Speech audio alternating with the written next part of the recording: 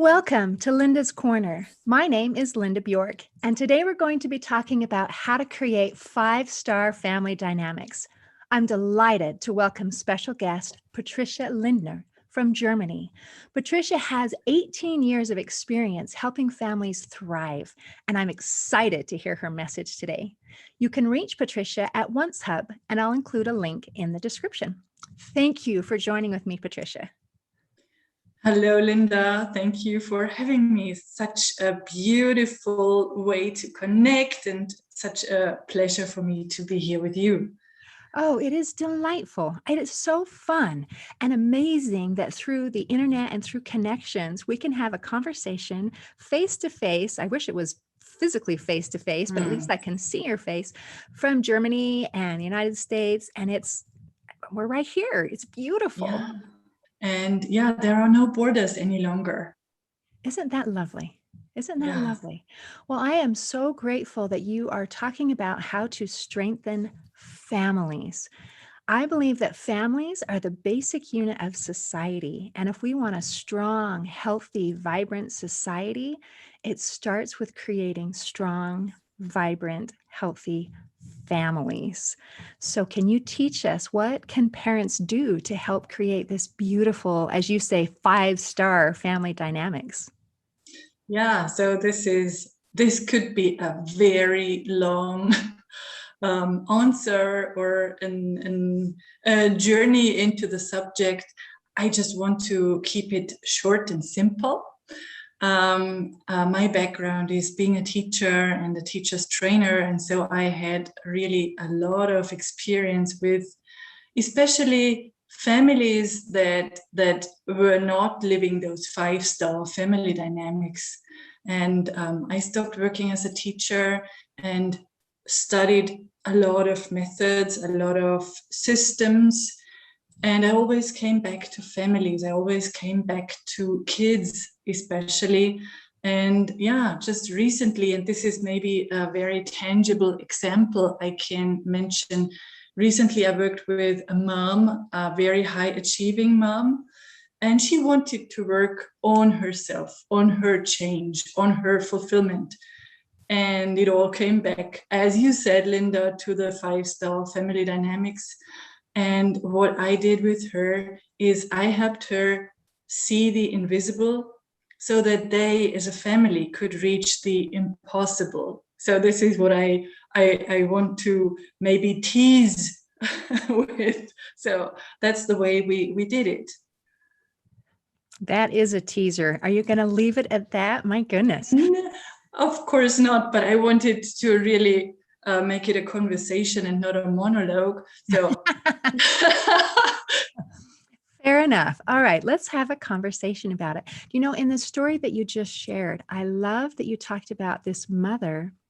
She wanted to start with working on herself. yeah. And I believe that anytime as a parent or as a spouse, when we're trying to work on our relationships, it always begins with working on ourselves. Sometimes we think, no, I'm perfect. I'm awesome. Everyone else is the problem. Everyone else is annoying. So they all just need to fix themselves. And it's magical what changes can take place when we work on ourselves. Yeah. So what did you suggest to this mother who wanted to become a better person? So her issue was she wanted to really work on her self-development. So she wanted to start feeling more fulfilled, and she didn't know where it came from. And so she thought it was the job. And we worked on her job fulfillment. She was this very accomplished, or she is this very accomplished woman. And yeah, I did a lot of creative and intuitive sessions with her, just system on her patterns, her memories that led her back to her childhood. And I think it was session number 5 when she all of a sudden she said, I wish I knew myself better. I think there are so many hidden pieces that I can't see, because when I talk with you, it seems so easy. And then I brought up, I suggested her, we could talk about her human design chart. I don't know if you know the human design and the human design chart. I do not. I looked it up just a little bit because I know that that's something that you do, but Yeah. I don't understand it. So if you'd like to explain that, that would be great. Yeah. And so this was a very big shift for her because I did the human design chart. And for your listeners, I can explain this. This is a system, an amazing magical tool where it sounds like a bit like who or just astrology. And I just say just astrology, but it is a mixture of the I Ching, astrology, the chakra system, Kabbalah, and quantum physics. And so I took her date of birth and I took her time of birth and also the place where she was born. And I ran her chart and it gave me the type, the human design type she is. And there are several different types of people, and there is general information that I can give people. For example, she was a generator. She is this working person. She has a lot of energy. She's a powerhouse. That's why she was this high achiever, is this high achiever. And she never runs out of energy. And she could so much relate to that, that we digged deeper. And then I could tell her a lot about her strategy, how she could work when there are challenges. She could work on her superpowers. And then there are very specific information pieces and bits inside the chart that talk about almost the genetic blueprint of a person.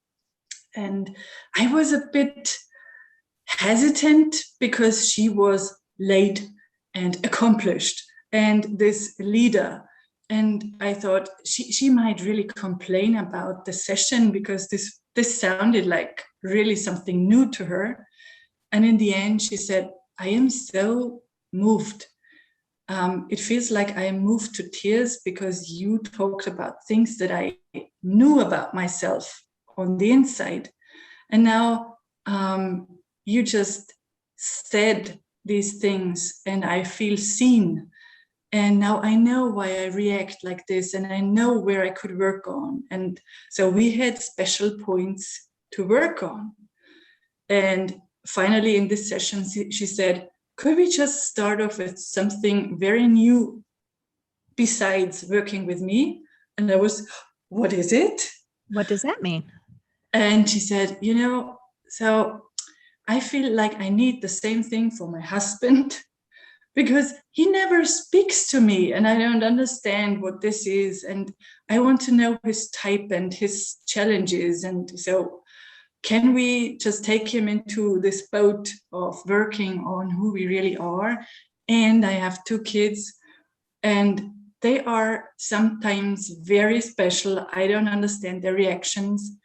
My daughter, she is this performing person and sometimes she has so much energy. I don't know how to deal with that. And the son is so shy. And could you work on the family? And then we did it. So then do you create a chart for each person in the family, even if they're not on board with saying, I want this, at least the mom can have an idea of, oh, this is where they're coming from. And this is kind of how they react. So it creates then, it's a system that creates kind of a blueprint, a pattern that we can say, okay, this matches or this doesn't match. I've heard of other different kinds of programs that have a similar type of thing. That's something to help us recognize and define the way that we think, the way that we respond, kind of our natural go-to. And then sometimes they will emphasize or point out our strengths and our weaknesses, things that we typically need to work on. And so understanding that we don't all think the same is very helpful. So I love the idea of recognizing how you think And as you said, she felt seen. I love that Mm, word. So many people don't feel like they are seen and understood. So if yeah, this is a tool that helped her feel seen and understood, that's beautiful. And to be able to understand the her dynamics and the dynamics of her children, and that we don't all come from the same place. It's so natural to think, well, I think this way, so everybody else thinks that way. And so I don't understand why you're not doing what I would do in that situation. And it can cause some conflict. So absolutely. very And cool. she was always so much looking forward to the next information and the next session. Yeah. And yeah, finally she said this was something that, like, the most helpful thing that she could think about, and she didn't hear about this before, because now when her daughter acts like this, then she can also, as you said, she can see her, the person, the individual the person is, and she can help her. And I think this is the main thing that human design and the work around human design, which is not the only thing that I offer, but it could really shine the light on the hidden gems. And it also can shine the light on bits and pieces that need attention. Because when there is a lot of pressure in the person to do things, then moms or dads can help the kid really work on their balance, their inner balance, and that they need to take pauses to relax, and that they need to respond to a certain thing like this. Yeah, and so this was really like an energetic blueprint and a manual for the whole family. And of course, she asked her husband if this is okay for him to run the chart.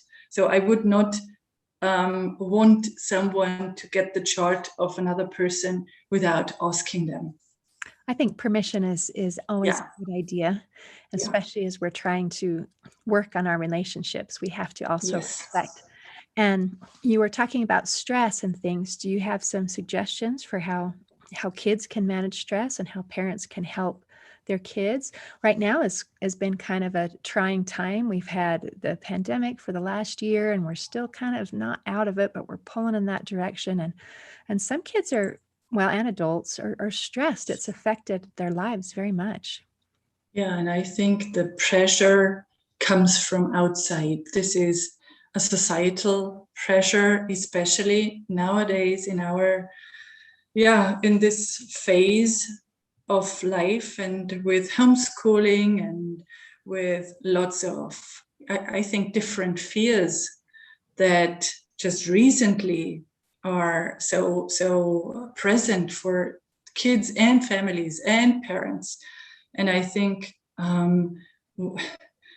so. I don't know how to put it. It is helping kids, especially kids, but also grown-ups, um, look deeper and go beyond this stress that comes from outside, and finding their solution and calm inside. Um, and I think we can do this with very different methods. So I think it is very crucial to go outside and take some time in nature. That's what I do with my kids very often, just to have this balance of work and time in nature. And what is very key to, I think, a stress-less life is being joyful and playful and creative.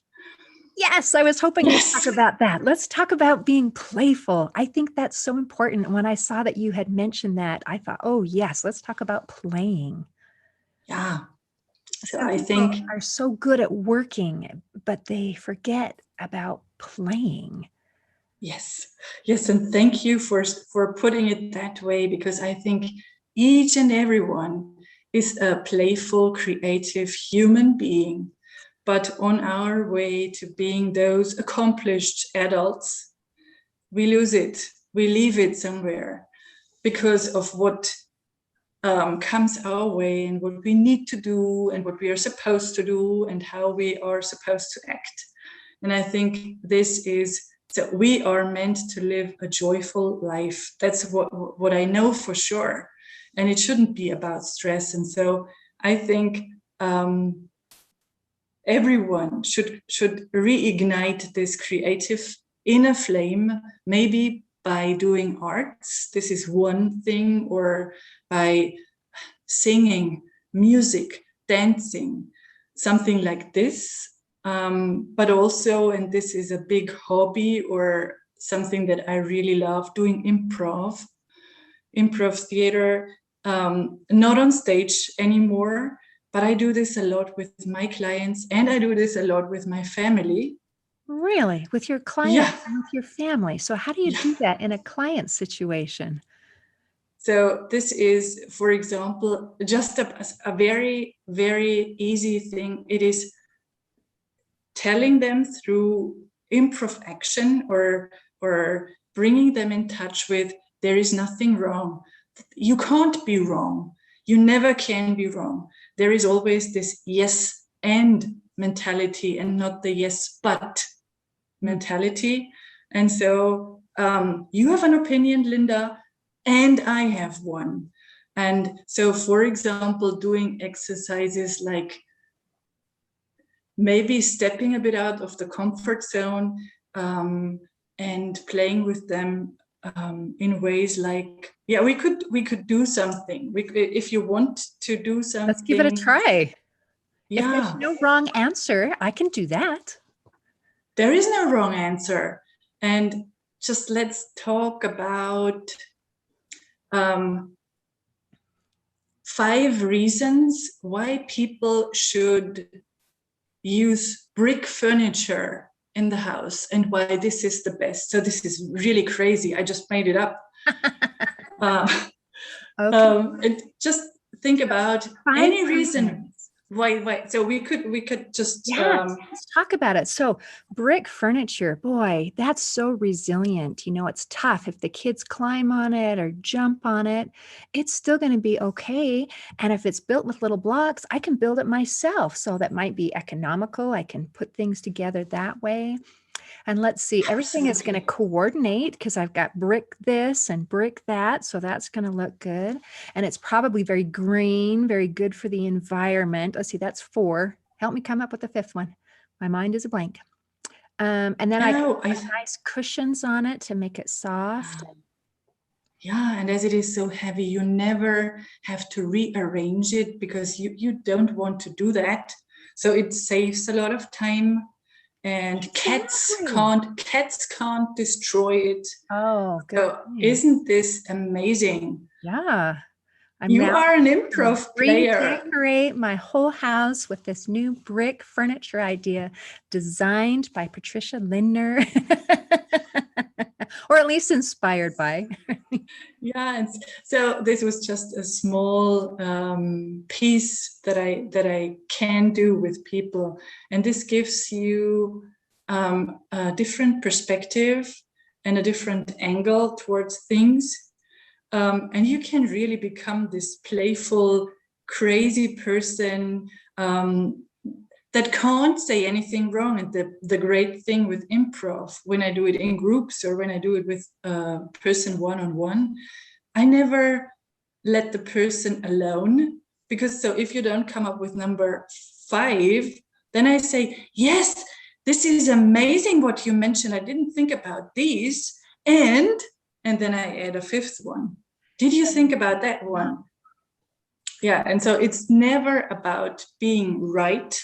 It's always about adding something. And so my kids like this, and we do a lot of creative games around improv, just while eating, making up a story, something like, did you hear there was a purple frog in the neighbor's garden? And then my son says, yes, there was a purple frog, and the purple frog had yellow boots on. And my daughter says, yes, and these boots were designer boots. And my husband says another thing. So it's just making up and opening up and being creative. That's really what it is. So you're saying improv, but what it is it is creates a framework for Yeah. creativity. Yeah. I think that's a part of our brains that a lot of us don't use. We do what we're told to do, Yeah. say at work or whatever, and people forget how to be creative. That imagination, that creating, is actually a very important part of our brain, and it's very, very underdeveloped. So Yeah. that's very good. That's Yeah. awesome. And it brings back parts of you, like puzzle pieces that you lost somehow, somewhere. Um, and I can remember me starting doing improv things and really being afraid of making something or doing something wrong, saying something wrong, not coming up with the right thing. And the same with creativity. I have a lot of people that say, I can't paint. I don't want to do any creative things because I was told at school that I was not an artist. And so letting go of the outcome is, I think this is one of the most important things to remember. Let go of the outcome. Let go of the outcome. Yeah. Wow, and just enjoy the process. You know, what you're Yes. describing has very is resonates with me, because my husband is super, super creative. If he can't create, to him creation is like breathing. He has to be doing Mm. something. And for me, I'm more mathematical, analytical. You just do the things. And so creation for me was hard, scary. I'm not good at it. I can't. Um, and realizing that there's different kinds of creations, that, maybe I'm not good at painting or whatever, but there is something that I can create and do. And your imagination exercises, I really like that. Yeah, and I think you are very creative. So Thank I don't know you so much and so well, but I've you come a are long way. But you like you are a said, talent. the idea of worrying about the outcome, because I wanted, if it's not going to be perfect, I don't want to do it. And since I'm not going to be perfect at it, I don't even want to try. And that's not a good thing, but it is a common kind of a feeling where people would really like to be successful and look successful. And we're looking at that outcome instead of just enjoying the process. So Yes. it's something that I personally have had to work on a lot. Yeah, and I think this is very common. And oftentimes people are told, yeah, but just be creative or just don't worry about the outcome. And sometimes I don't know if you are open to talking about this, but do you remember what it was like when you were a child? Was there a situation that caused you feel like not creative or something like this? That's a good question. And I cannot pinpoint a single event or anything that made me feel like I couldn't do it. But there Mhm. were other situations that took place where I felt very much like I wasn't important. I didn't Ah, matter. I was invisible. So those kinds of things. And I don't know if that overlaps into that, but I just always felt like, you know, that I can't do it. I'm not good at this.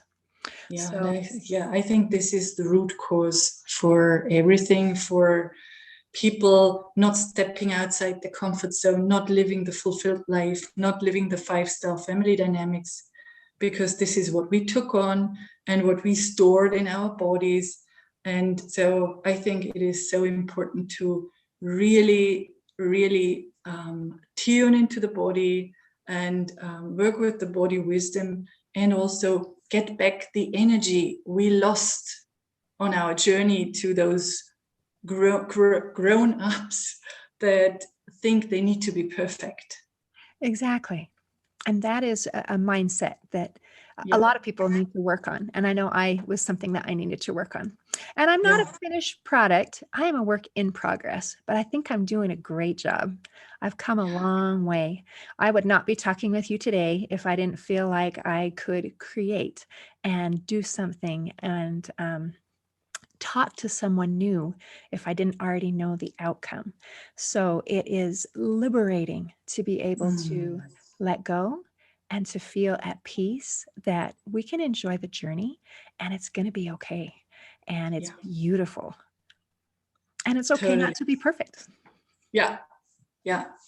And I think this needs to start with kids. This needs to start in education. I think teachers and educators need to be trauma informed, and they need to be able to deal with those stumbling blocks and not put more stumbling blocks into the lives of kids, but be those who create stepping stones that they can lead a liberated life. Oh, I like that. Leading a Yeah. liberated life and stepping stones. Beautiful. Yes. When we're in school, we're taught, there are some things that we're taught, like how to read and how to write and how to do some basic math and physics and Mm. things like that. But there are a lot of things that we're expected just to pick up. We pick up from our parents, we pick up from our peers. We're just supposed to kind of absorb it. And things like how to behave, how to interact with other people, how to be happy, how to play, how to create, all of those things are not, they're not taught. It's expected that we're just supposed to pick them up. So the Yeah, that's idea that these are things that we also need to be teaching our children, and if we have the opportunity to teach students or to teach whatever, that there's more to life than just reading and writing and math and going to work. There's also an element of joy and an element of trying new things and being creative and imaginative and inventive. It is good. yeah. And what you say, so I just have goosebumps because this brings me back to what we said in the beginning. And you mentioned it, and you said it is always that a person starts to work on herself or himself. And now it is like a circle. We come back to this because when parents are liberated and open to teach their kids not to be perfect and let go of the outcome, and they don't shout at them and just do the same mistakes that, and I don't want to judge anyone, but the same mistakes that my parents did because they didn't know better. I think this is the beginning of this revolution, that when we liberate ourselves, we can liberate and heal our kids, and they don't need to work through the hard stuff when they are 30 or 40 years old. That is so helpful and so useful. And if we can start young, how beautiful that would be. And Yeah. I think each time that a person chooses to go through a process of self-healing and that self-liberating, that even their very presence helps give other people confidence. It's like, oh, they're allowed to be themselves. And it almost feels like it gives permission for other people to relax and not be perfect and to be able to be themselves. So I think it goes beyond just from parents to children. It's Yeah. people that we come in contact with. So it is heal yourself, heal the world. Heal yourself, heal the world. Yeah. I love it. And I think that's the way it needs to take place, is one by one. Mhm. Yeah. Right. Absolutely agree with what you said. Perfect. So I think, yeah, that's the main message. I love it. Thank you for sharing a beautiful message. And thank you for visiting with me today. I feel like I'm a better person because I had the opportunity to visit with you today. So Oh, thank you. thank you so much again for having me. And I so much appreciate being able to talk to you about this very important subject. And it is not a subject, it is really a journey of healing and of liberation. And I'm so grateful for, yeah, this amazing conversation we had. Oh, thank you. I love it. In closing, I would like to share a quote by German philosopher Friedrich Nietzsche. He said, in family life, love is the oil that eases friction, the cement that binds closer together, and the music that brings harmony. Today, I invite you to do something to show your family that you love them. See you next time on Linda's Corner.